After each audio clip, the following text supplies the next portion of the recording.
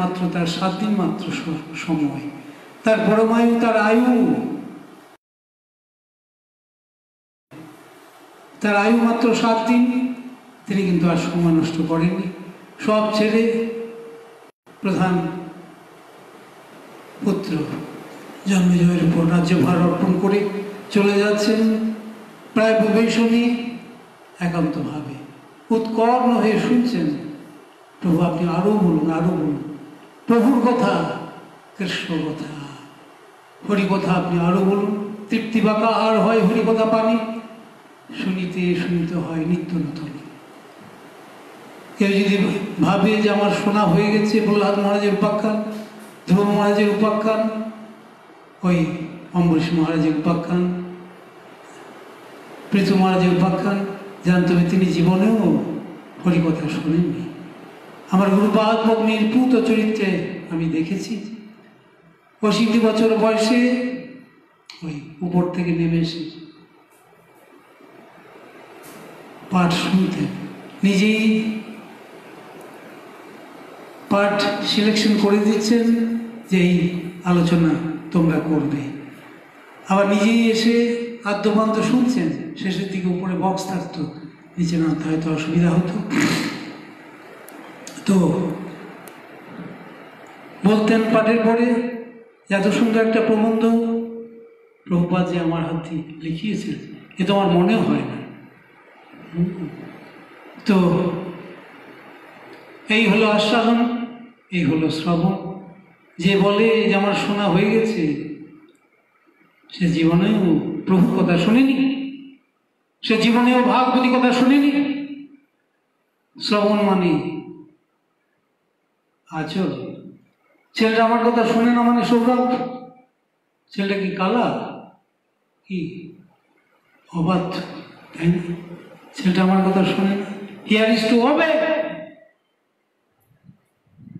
এই জন্য গুরুপাদ বলতেন, আমি যে মানসিক অবস্থা নিয়ে ভাগবতী কথা শ্রবণে বসলাম, সেই চিত্তবৃত্তি নিয়ে যদি আবার উঠতে হয়, তাহলে জানতে হবে শোনাটা ঠিক হয়নি।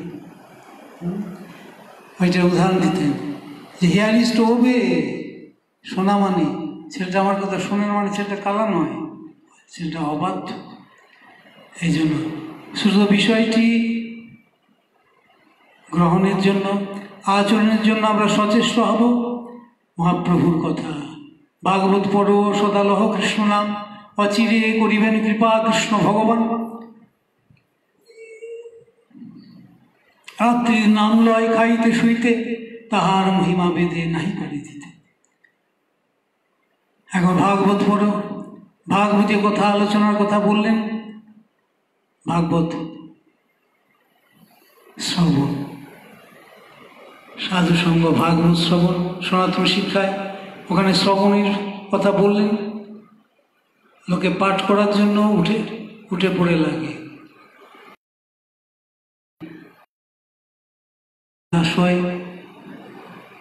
তারা শেখায়, আবার তারা এবার বক্তা হয়ে ভাগবত সপ্তাহ করে। তো ভাগবত পুণ্যদ্রব্য নন, ভাগবত সেবার বস্তু।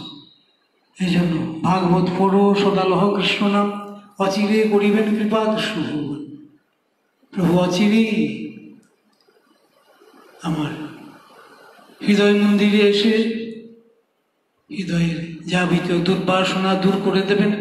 হৃদন্তস্থ জগদ্রাণী বিধি নতি সুহিস্রতা, যারা হরিকথা শ্রবণ করেন ভক্ত ভাগবতের কাছে, গুরুপাদ পদ্মের কাছে, গুরুনিষ্ঠ কাছে, তাদের হৃদন্তস্থ জগদ্রাণী বিধুনতি সুহিস্রতা, হৃদয়ের যাবতীয় অভদ্র রাশি অমঙ্গল রাশি ধুয়ে মুছে পরিষ্কার হয়ে যায়।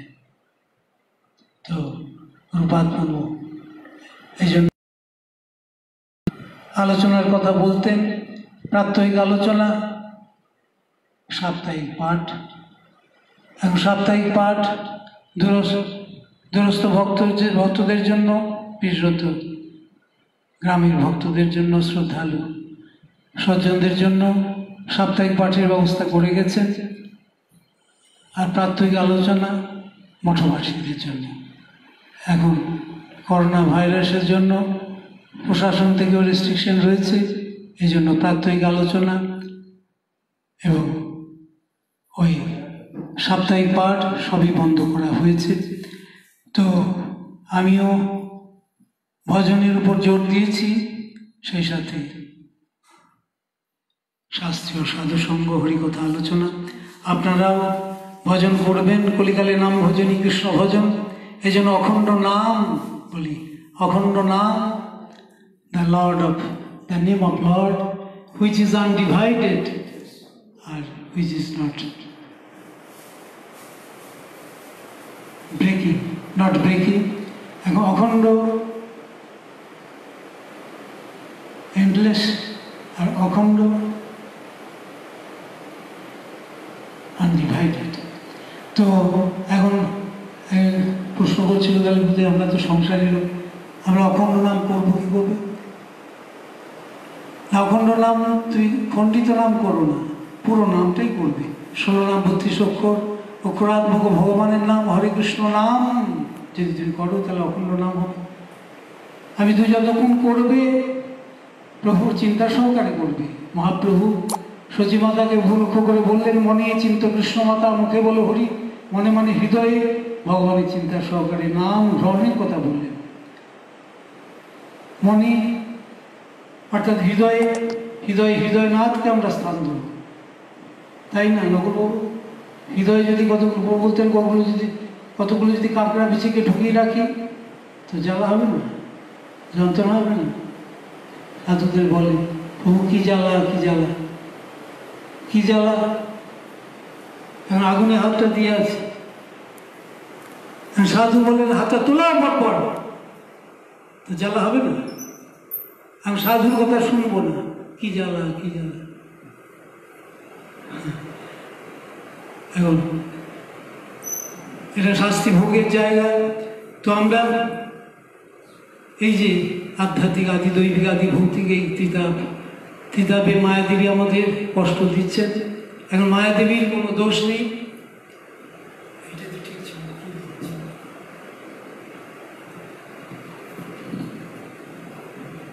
মায়াদেবীর কোনো দোষ নেই। আমরা প্রভুর প্রতি উদাসীন হয়েছি, প্রভুকে ভুলে গেছি। প্রভু বিস্মৃতি হলো এই ডিস্ট্রেস, এই দুর্দশা মূল কারণ। তো পুরানো দিনের কথা কিছু মনে পড়ে যায়। নকুলবাবুর মনে আছে কিনা জানি না, বঙ্গাব্দের কথা, 15 ফাল্গুনের কথা। আচ্ছা, তখন নকুলবাবুর যৌবন বয়স, তখন উপার্জনে অত্যন্ত তৎপর, হয়তো আসানসোলে ছিলেন তখন। আচ্ছা, যখন মন্দির থেকে যখন এসেছিলেন, আপনি ছিলেন 18ই বৈশাখ, মনে পড়ছে? আচ্ছা, মনে পড়ছে না, আমি কিছু স্মৃতিচারণা সহযোগিতা কিছু করে দিই, বন্ধ করে কিছু। 1377 সন, 1377 বঙ্গাব্দ। আচ্ছা, সায়েন্স গ্রাজুয়েট তো অনেকে রয়েছে। কত হচ্ছে নকুলবাবু? 1377 বঙ্গাব্দ হলে খ্রিস্টাব্দ 1970 না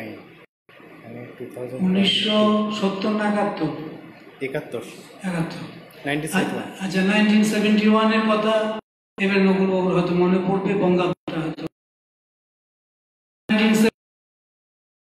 তাই না?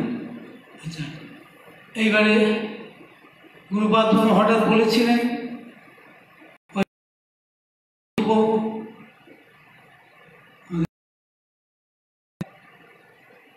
পূজ্যপাদ জগন প্রভু বলতেন না, সত্যব্রত বাবু বলতেন। ওনার নাম ছিল সত্যব্রত চট্টোপাধ্যায়। এখানে দুটো শত্রু ছিল, দুজন শত্রু। আচ্ছা, দুজনই ব্রাহ্মণ।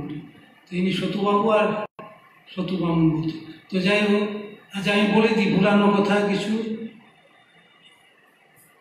ওই 1377 সন 1971-এর কথা। তার আগে গুরুপাদ পাঠিয়েছিলেন, আমাকেও পাঠিয়েছিলেন এখানে সত্যিকার থাকার জায়গাটা আছে কিনা। ওরা বলতো যে এখানে একটা চাষ বাড়ি আছে। তো ডাক্তারবাবু বড় ছেলে গাড়ি ড্রাইভ করে নিয়ে এসেছিলেন। আচ্ছা আচ্ছা, শত মা পূর্বার সঙ্গে সময় কিছু রিলেশন ছিল। আচ্ছা, উনি ওই ব্যাস পূজার পরে বহু পাঠিয়েছিলেন, একবারই আমরা এসেছিলাম। দেখলাম হ্যাঁ এখানে ওদের বাড়ি টাড়ি রয়েছে, থাকার ঘর রয়েছে। তো গুরুপাদ পদ্ম, তারপর আমরা তো চলে গেলাম। গুরুপাদ হঠাৎ এলেন। তো হঠাৎ এলেন ওই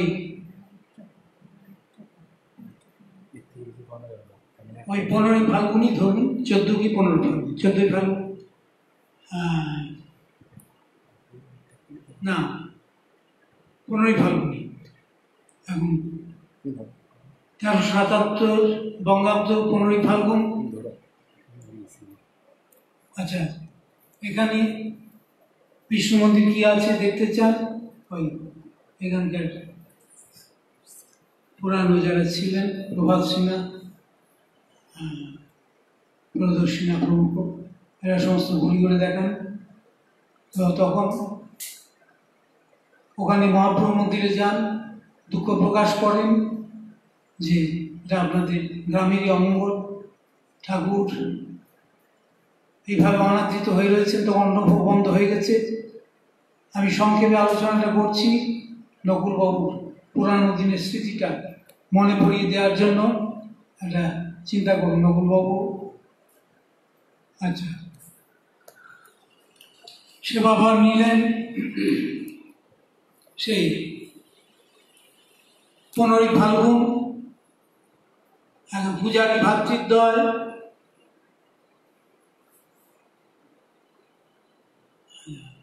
গোপালচন্দ্র চক্রবর্তী আর আরেকজনের পুরো নামটা বলুন তো নকুলবাবু। সতু বামুনের পুরো নামটা বলুন। হ্যাঁ, সতু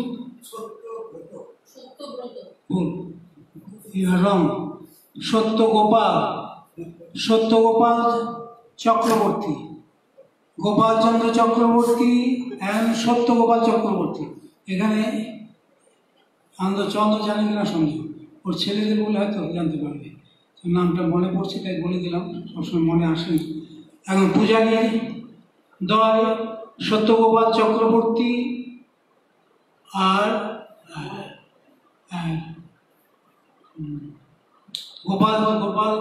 গোপালচন্দ্র চক্রবর্তী আর সত্যগোপাল চক্রবর্তী, এদের ওই অন্নভোগের ব্যবস্থা করে দেওয়া হলো। আচ্ছা, এখন হাস্যাস্পদ মনে হবে, ওই তখনকার দিনে 2 টাকা ধার্য হিসেবে এখন অন্নভোগের ব্যবস্থা করে দেওয়া হলো। আর ভাট দেওয়া হয়েছিল ওই আমাদের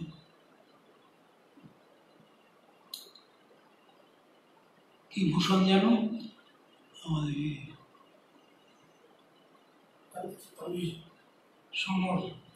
সমর চৌধুরীর বাবার নামটা কি? চন্দ্র নাম, পুরো নামটা হচ্ছে চন্দ্রভূষণ চৌধুরী।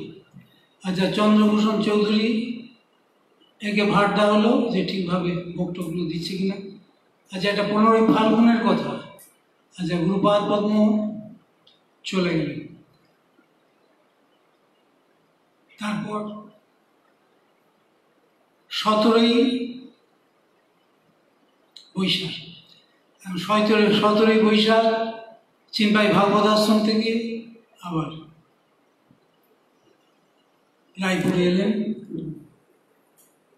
তো আমাদের একজন মারারি গ্রুপ ব্রাদার ছিল, ওই বিনোদের বাবা, দলিয়া মারারি।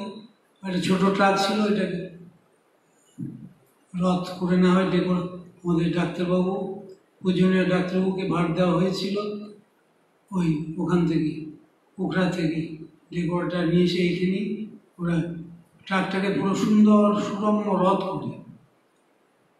আচ্ছা, এইবারে মহাপ্রভু 8ই বৈশাখ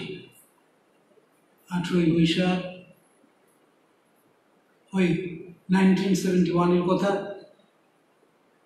একেবারে 6:30, পাক্কা 6:30, সন্ধ্যা 6:30 ওখান থেকে 24-25 জন এসেছিল। আচ্ছা, এই অনুষ্ঠানে সেবায় সহযোগিতা করবার জন্য চিনপাই থেকে 24-25 জন গৃহস্থ ভক্ত এসেছিলেন আমল টামল এই সমস্ত করার জন্য বা তত্ত্বাবধান করার জন্য। প্রভুটি 6:30 এখান থেকে শুভবিজয় করেন মহাপ্রভুকে পুরনো মন্দির থেকে আনার জন্য। 2টি ব্যান্ডবাদ্য, আচ্ছা 2টি সংকীর্তন দল এবং ব্যান্ডবাদ্য সহযোগে পরমার্থদেব, পরমার্থ প্রভুজি, মদীয় গুরুপাদ পদব্রজি গিয়েছিলেন। আপনি ছিলেন? ওগুলো মহাপ্রভু যখন ওই মন্দির থেকে এখানে আসেন ছিলেন? চোখ বন্ধ করে চিন্তা করুন, আমি তো চোখটা খুলেই বলে দিলাম। তো আচ্ছা, যাই হোক, আর বেশি চিন্তা করতে যাবে না, পাজল হয়ে গেলে মুশকিল। তো এখন যাই হোক, আমি কিছু স্মৃতিচারণার জন্য বলে দিচ্ছি। আচ্ছা, এখন সুসজ্জিত সুরম্য রথারোহণে শ্রীমন মহাপ্রভু যখন চলে এলেন, রথপরি মহাপ্রভুকে গুরুপাদ পদ্মের নির্দেশে আরতি করা হলো। রথে যে সুসজ্জিত যে রথ, ট্রাক থেকে সুরম্য রথ তৈরি করা হয়েছিল, সেই রথের উপরেই গুরুপাদ পদ্ম রয়েছেন। গুরুপাদ পদ্ম নিচে নেমে গেলেন, আরতি আরম্ভ হলো। না, গুরুপাদ পদ্ম রথের উপরেই ছিলেন।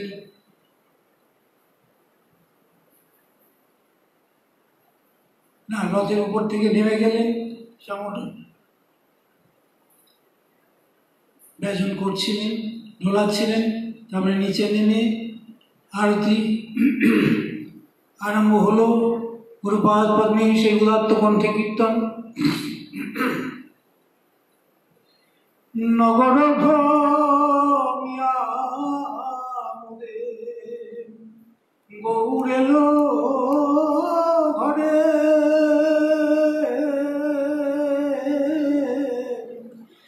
গৌরে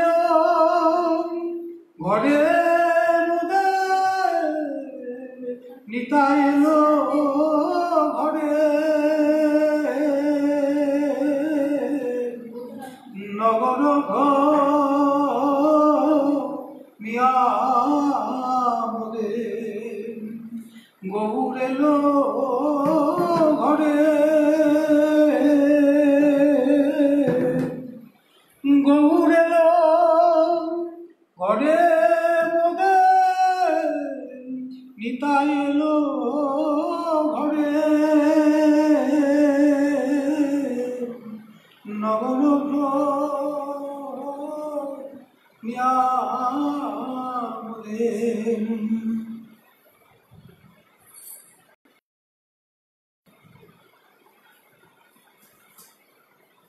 গৌর এলো ঘরে,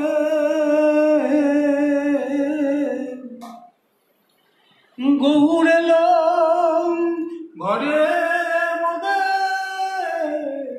নিতাই এলো ঘরে,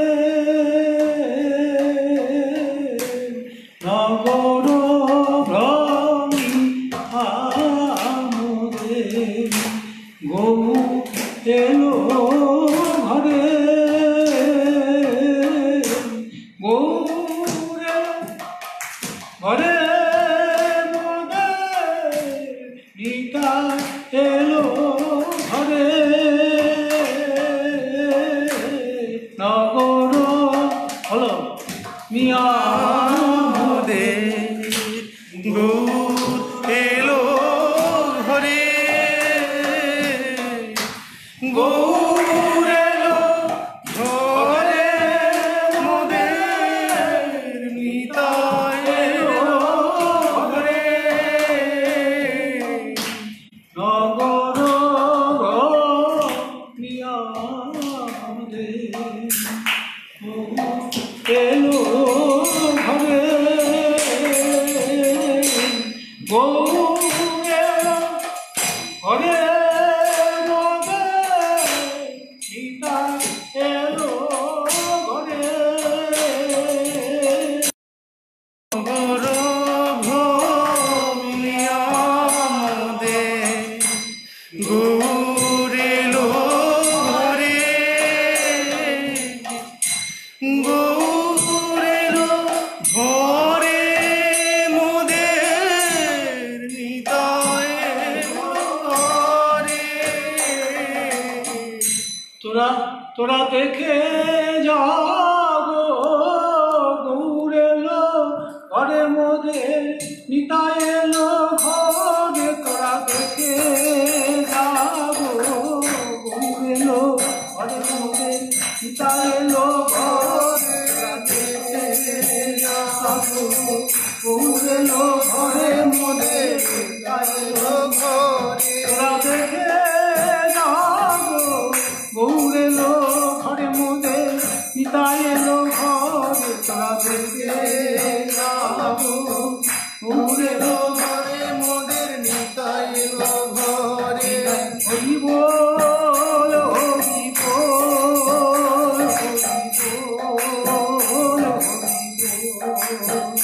নিতাই বল, হরি বল, হরি বল, হরি বল, নিতাই বল, হরি বল, হরি বল, হরি বল, নিতাই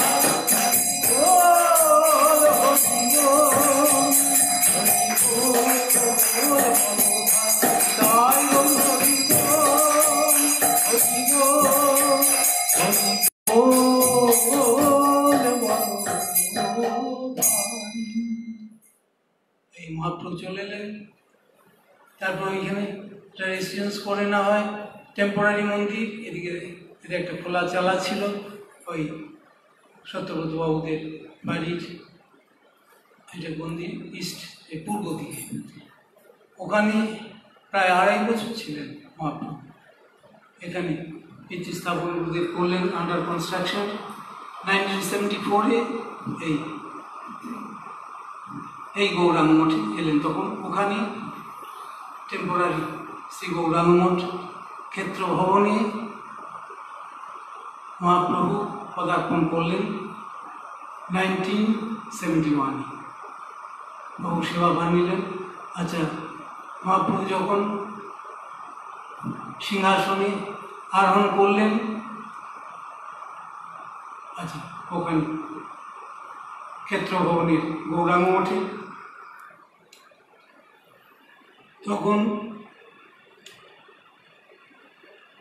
ওই মহাপ্রভুকে বাতাসা ভোগ দিয়ে বাতাসা দেওয়া হয় প্রথম। মনে করছে না করবো না, এটা মনে করছে না। আচ্ছা, বাতাসা প্রথমে বাতাসা প্রসাদ দেওয়া হয়। আচ্ছা, তারপরে কি প্রসাদ দেওয়া হয় এটা মনে করছে না, ওটা ওটা।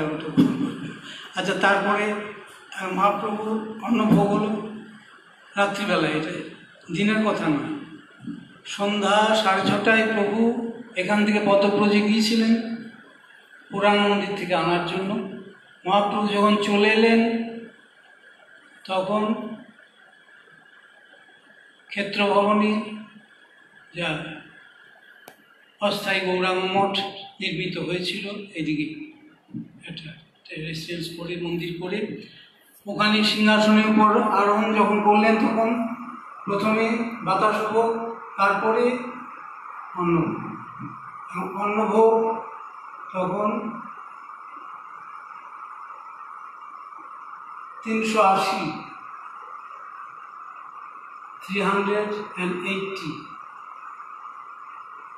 ভক্ত এবং সজ্জনকে প্রসাদ দেওয়া হয়েছে রাত্রিবেলায়। এই প্রথম উৎসব। আচ্ছা, তারপরে আগেকার অ্যাসিস্ট্যান্ট সেক্রেটারি গোবিন্দ মহারাজকে এখানকার অস্থায়ী ভার দিয়ে প্রভু কিন্তু 19 তারিখে চলে গেল, আমিও প্রভুর সাথেই চলে গেল। 19 মানে 19-এ কি জ্যৈষ্ঠ না আষাঢ় কি বৈশাখ। বৈশাখ, এটা মনে করছে তো। 18ই বৈশাখ অনুষ্ঠানটা হলো, 19শে বৈশাখ প্রভু কিন্তু চলে গেল। এরপর এসেছিলেন জ্যৈষ্ঠ মাস, 14 কি 15 জ্যৈষ্ঠ। তারপরে একটা আছে, যেদিন এলেন প্রভু সেই দিনই গোবিন্দ মহারাজ পাঠিয়ে দিলেন ভগবত। আচ্ছা, আমি তো তখন পড়াশোনা করতাম, তো যে কথা বলছিলাম, আমার গুরুপাদ পদ্ম ছিলেন শরণাগতির জাজ্জল আদর্শ মুক্ত প্রতীক। বলতেন, তোমরা যদি গুরুবানুগত্যে হরি সেবার জন্য এসে থাকো, তোমরা যদি গুরুবানুগত্যে মহাপ্রভু সেবার জন্য এসে থাকো, মহাপ্রভু সব যুগে তোমাদের হেতাহত করে কোথাও ছুটে বেড়াবার দরকার হবে না, স্বতঃপ্রণোদিত হয়ে আসবে। এখানে কোনো চাঁদা ভিক্ষার কোনো বন্দোবস্ত থাকবে না। এরা ভাববেন সাধু বাবারা এসে ওদের আমাদের বলগ্রহ সৃষ্টি করলেন, যেগুলি অন্যান্য মঠে হয়তো ওই মুষ্টি ভিক্ষা, চাঁদা ভিক্ষা। যদিও এটি গৌড়ীয় বৈষ্ণব সম্প্রদায়, কিন্তু ইউনিক আদর্শে গুরুপাদ পদ্মের সময় থেকেই চলে আসছে। এখন বলতেন, তোমরা ভজনের উপর জোর দাও, এখন ভজনে তৎপরতা দরকার। কলিকালে নাম ভজনী কৃষ্ণ ভজন, নাম সেবায় কৃষ্ণ সেবা। যেহেতু কৃষ্ণই কৃষ্ণ নাম রূপে এসেছেন,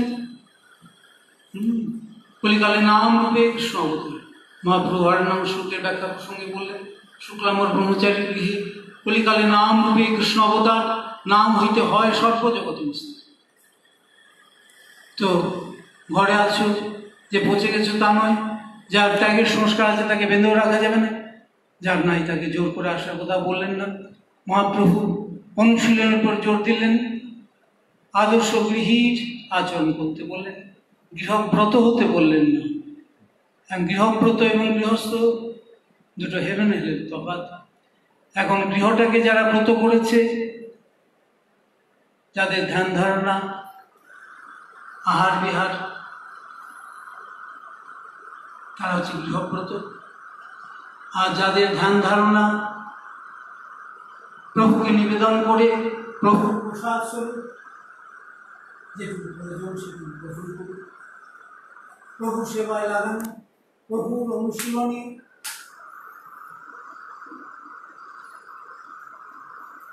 নিয়োজিত হওয়া। একে গৃহব্রত বললেন না, গৃহস্থ। মহাপ্রভুর সময় বেশিরভাগই গৃহস্থ ভক্ত, তার আদর্শ গৃহীর আচরণ করে গেছেন। আমরা ওই শ্রীবাস পণ্ডিত মশাইয়ের পদধূলি হব, নামাচার্য হরিদাস ঠাকুরের পদধূলি। নামাচার্য হরিদাস ঠাকুরকে 22 বাজারে বৃত্তাঘাত করেছে, আমাকেও গ্রামের লোক বৃত্তাঘাত করলো, আমি নামাচার্য হরিদাস ঠাকুর হয়ে গেলাম না। এখন ভক্তের জীবন হলো দৈন্য খুশি। নামাচার্য হরিদাস ঠাকুর তাকে মহাপ্রভু নামের আচার্য করেছিলেন। সেখানে বেত্রাঘাত, মানে 2-3টে বাজারে বেত্রাঘাত করলেই জীবন অবসান হইল। সেখানে 22 বাজারে বেত্রাঘাত করার পরেও হাসছেন। প্রেমের সমস্ত অসুধাত্মিক বিকার দেখাচ্ছে। তোমরা বলছে, হরিদাস তুমি তো মরলে না, কাজী তো শুনবে না, আমাদের মেরে দেবে। বলে, তোমরা বোধহয় ঠিক করে শাস্তি দাওনি, ও তো বুঝে না, ও আমি বেঁচে থাকলে তোমাদের কষ্ট হবে, তোমাদের দুঃখ হবে। আচ্ছা, আমি তাহলে চলে যাচ্ছি, এই বলে তিনি ধ্যানালম্বনে চলে যাচ্ছে। এরা ভাবলো হরিদাস বলে চলে গেল। আবার এখন ওদের সবই তো উল্টো বলে, জুতোদের সোজা। তো অনুপতি বলে ঠিক আছে, কাজী কাছে যখন নিয়ে ফেললো নতুন কালে যে হ্যাঁ যেটা কবর বলে সমাধি, তার সমাধি দিদা হোক না না, আমরা সব উচ্চ বলে জন্মগ্রহণ করে হিন্দুয়ানি করেছে, তো ভালো ফল হয়ে যাবে, ওই কবর দিবে না, গঙ্গায় ফেলে দাও দিয়ে কাজী নির্দেশে গঙ্গায় ফেলে বলপতি। বলপতি হচ্ছে কাজীর উপর আবার। হরিদাস ঠাকুর তো বিভোর হয়ে হরিনাম করছিলেন, হরিনামে চিত্ত আপ্লুত হয়েছিল সেটা ওরা তো জানতো না, ভেবেছে বোধহয় হরিদাস ঠাকুরের জীবনাংশ হয়েছে। এই কিছুক্ষণ পর যখন আবার দেহে স্পন্দন ফিরে এলো, আবার তীরে উঠে আবার কীর্তন করতে করতে চলে আসছেন। তো হরিদাস ঠাকুরের ভূত চরিত্রে আমরা দেখি এই যে 22 বছরের বেত্রাঘাত, সেখানে শিক্ষা দিচ্ছেন যে অশেষ দুর্গতি হয় যদি যায় প্রাণ, তবু তথাপি না বদনি ছাড়িব হরিনাম। খণ্ড খণ্ড হয়ে দেওয়া যায় যদি প্রাণ, তথাপি না বদনি ছাড়িব হরিনাম। যার জন্য প্রভু তাকে নামের আচার্য করেছিলেন। তিনি সাধারণ বদ্ধজীব ছিলেন না, মহাপ্রভু পার্শ্বদ ভক্তগণ কেউই বদ্ধজীব নন, সকলে নিত্যসিদ্ধ পার্শ্বদ। তাদের সঙ্গে যদি আমরা তুলনা করতে যাই, বদ্ধজীবগণ যদি তুলনা করতে যাই তো অপরাধ হয়ে যাবে। এই জন্য আমরা তাদের কাছে উন্নত চিত্তে প্রার্থনা জানাবো, আমরা যেন তাদের আদর্শে আমরা যেন শরণাগত চিত্তে প্রভুর নাম করতে পারি। গীতার শেষ কথা হলো শরণাগতি। যে কথা বলছিলাম, গুরুপাদ বলেছিলেন শরণাগতির মূর্ত প্রতীক, মূর্ত আদর্শ। বলতেন কোথাও যেতে হবে না, মহাপ্রভু সব জুগিয়ে দেবেন। এটা আমার বাতকে বাত নয়, এটা আমার কথার কথা নয়। তখনও যেভাবে এসেছে এখনো আসছে। আমি জানি মহাপ্রভু সেবা চলছে, ঠিকই চলছে, ঠিকই চলবে। আমাদের যদি গুরুনিষ্ঠ হৃদয় থাকে, সেবা প্রাণ চিত্ত যদি থাকে, তাহলে প্রভু তো সেবার উপকরণ সবই এনে দেবেন। এবং কার মাধ্যমে এনে দেবেন? সেবা তো ভাগ্যের কথা। অল্প ভাগ্যে দাস নাহি করেন ভগবান, আগায় মুক্ত তবে সর্ববন্ধ নাশ, তবে সে হইতে পারে শ্রীকৃষ্ণের দাস। এখন সেবা মহাভাগ্যের কথা। মহাপ্রভু বললেন সেবক সেবাতে আনন্দ পাবে। যে কথা প্রথমেই আমরা আলোচনা করছিলাম যে ভক্তিপথে হতাশার কিছু কথা, there is no frustration in the world of devotion। এখন ভক্তিপথে আমি চাইলাম আর পেলাম না, এই ধরনের কোনো কথা নেই। ভক্তিপথ হলো কীর্তনের পথ,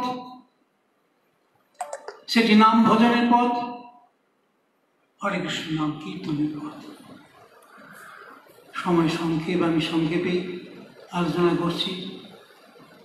মধুসূদন, মধু ঠাকুর নিষ্ঠার সঙ্গে ঠাকুরের পাক কার্য করেন। এখন রসুয়ার মূল করতে হচ্ছেন শ্রীমতী রাধারানী কিশোরীজি। আমরা কিশোরীজির কাছে কৃপা ভিক্ষা করি, শ্রীমতী রাধারানীর কাছে কৃপা ভিক্ষা করে যা করব সবটাই ভোগের ভোগী হবে, অমৃত তুল্য। মহাপ্রভু বললেন যে দেখতে তো ডাল ভাতের মতো। পুরীধামে রয়েছেন, নীলাচলে রয়েছেন, মহাপ্রসাদে হাজির করেছেন ভক্তগণ। তো মহাপ্রভু বললেন দেখে তো প্রাকৃত লাগছে, দেখে তো আমাদের প্রাকৃত লাগে, তো এত অপূর্ব স্বাদ প্রভু কয় এই যে দিলা কৃষ্ণ ভরামৃত ব্রহ্মাদি দুর্লভ, এই নিন্দয় অমৃত। এ তো পরম সুস্বাদু। এত সুস্বাদু কি করে হলো? না কৃষ্ণের অধরামৃত। সৌরভ, সংস্কৃত ছিল তোমার? ছিল না। সংস্কৃত ছিল 9-10 ছিল, 7-8 ছিল, 11 ছিল। তাই তো অনেকটাই পড়েছ। এখন সংস্কৃততে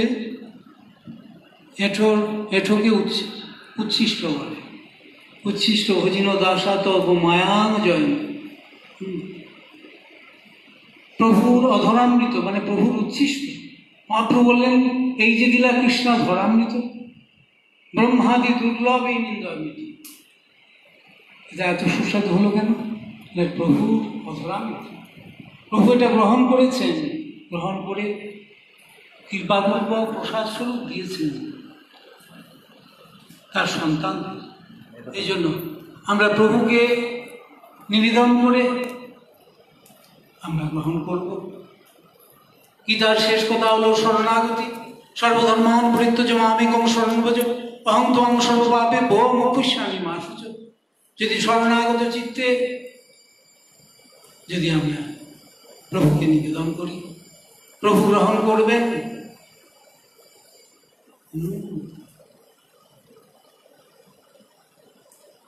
রঘুনন্দনের স্নেহ প্রদত্ত নাড়ু, সে তো 500 বছর গ্রহণ করেছিলেন শ্রীখণ্ডের গোপীনাথ।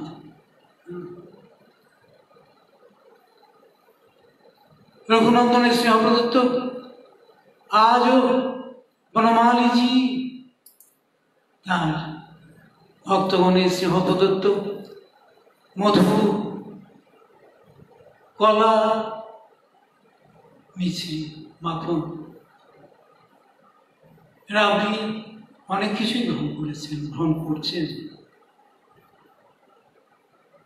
আমরা যদি প্রভুকে প্রভুত্বে যদি বরণ না করি, শরণাগতি একটা লক্ষণ হচ্ছে কর্তৃত্ব বরণম। গুরুপাদ এই পয়েন্টে জোর দিয়ে বলতেন কর্তৃত্ব বরণম নতুন অননম। মনে মনে ভেবে নিলাম আমি তোমার, তুমি, তারপর টন্টন প্রভু স্বভাব চাবিকাঠিটা আমার। তো যাই হোক, টনটনি স্বভাব। এবার ম্যাঙ্গোলিনে একবার গেছিলাম ভক্তদের একটা ফ্ল্যাটে। আচ্ছা, বিনোদের মা, गुरुजी आपने सब कुछ आप लोग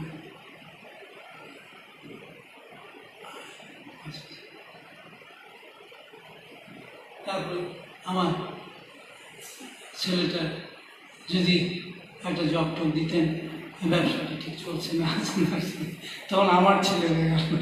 আচ্ছা যাই হোক, এখন সব কথা হয়তো এরা ঠিক বলতেও পারে না। এখন সাধুদের কাছে কী কথা বলতে হয়, কী প্রার্থনা করতে হয়, এখন সেগুলো এক গুরুনিষ্ঠ বৈষ্ণবগণ শিখিয়ে দেন। এই জন্য আমরা যার গুরুর সঙ্গে সম্পর্ক নেই তার বৈষ্ণবতাও থাকবে না। এই জন্য বন্দে গুরুন, আমরা গুরুর সম্পর্কে সকলকে দেখব। গুরুপাদ বলতেন প্রভুপাদের কথা, দেখুন হরিগুরু বৈষ্ণব কেমন সাজানো আছে, কেমন সুন্দর সাজানো আছে আছেন।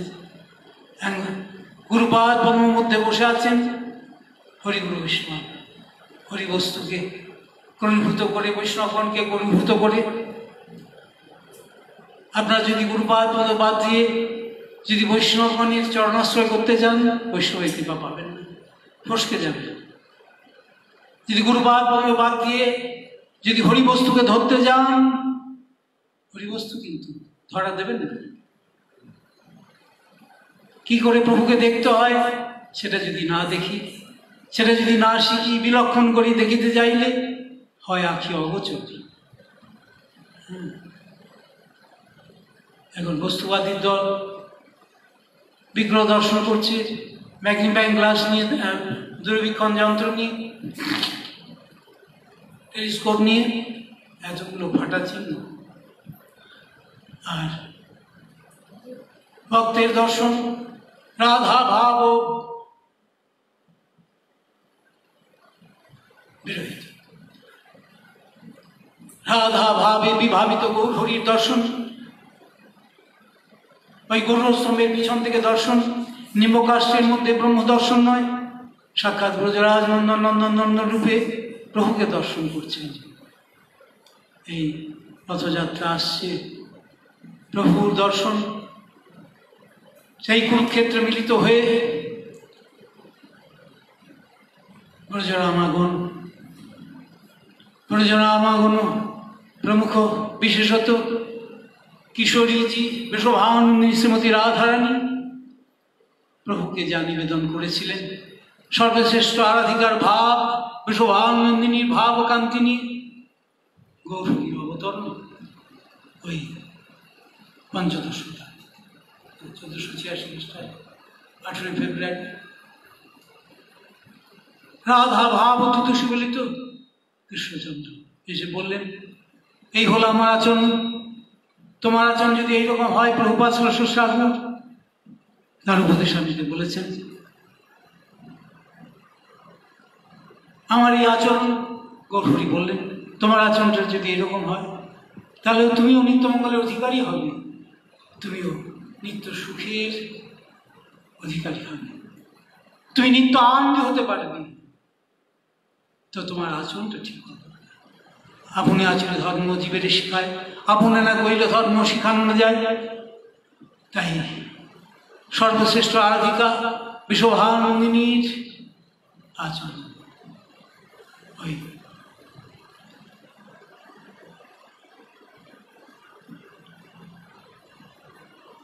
মাধুর বিরহ ভাব, মাদনাক্য ভাব নিয়ে আসছেন। কিরকম আকুলতা, কিরকম ব্যাকুলতা প্রভুর পদে হওয়া দরকার, কিরকম প্রার্থনা হলে প্রভু শুনবেন, প্রভুর আমার আবেদনটা আর্জি করবেন, আমার প্রার্থনাটা মঞ্জুর করবেন। গৌরহরি নিজেই আচরণ করে শিক্ষা দিলেন। 24 বছর গার্হস্থ্যলীলা, 24 বছর সন্ন্যাসীলা, ওখানে একটানা 18 বছর রয়েছেন। 24 বছর সন্ন্যাসীলার মধ্যে 6 বছর গমনাগমন, প্রথমে দক্ষিণ ভারত, তারপর ওই গৌড়, মালদা, মালকির, রামকির, তারপর উত্তর ভারত, প্রায় এইভাবে জনশ্রুতি আছে প্রায় 6 মাস ব্রজধামে ছিলেন। তো একটানা 18 বছর, তার মধ্যে গম্ভীরাতে 12 বছর, এই মহাভাবের আস্বাদন।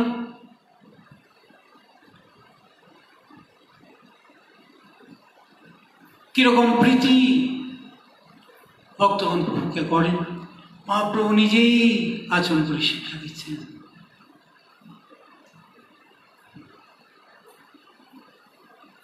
তাই তোমার চরণ মোর ব্রজপুর ঘরে, উদয় করে যদি তবে বাঞ্ছা পুরে।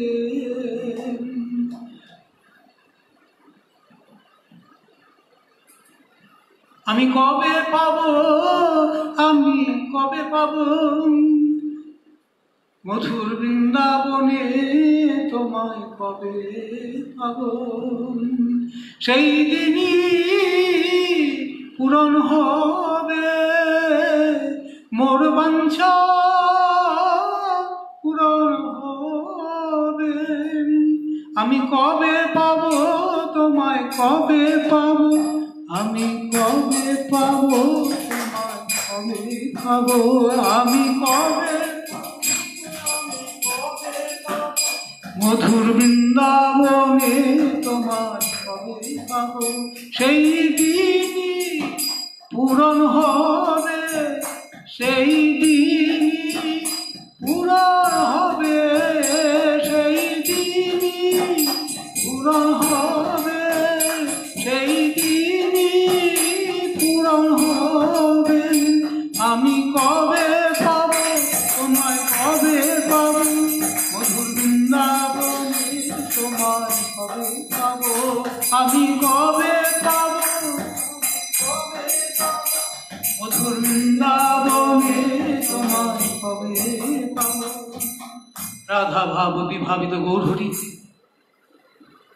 কুরুক্ষেত্রে প্রভুকে পেয়েছেন। ব্রজধাম।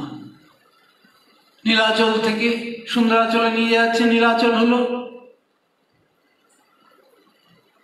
ঐশ্বর্যমণ্ডিত মথুরা ধাম বা দ্বারকা ধাম। সুন্দরাচল যেখানে নিয়ে যাচ্ছেন সেটি ব্রজধাম, মাধুর্যমণ্ডিত ব্রজধাম। কৃষ্ণ লইয়া ব্রজে যায় এই ভাব নিয়ে চলেছেন। সাতটি সম্প্রদায়ে নৃত্য করতে করতে চলেছেন। এই মহাপ্রভুর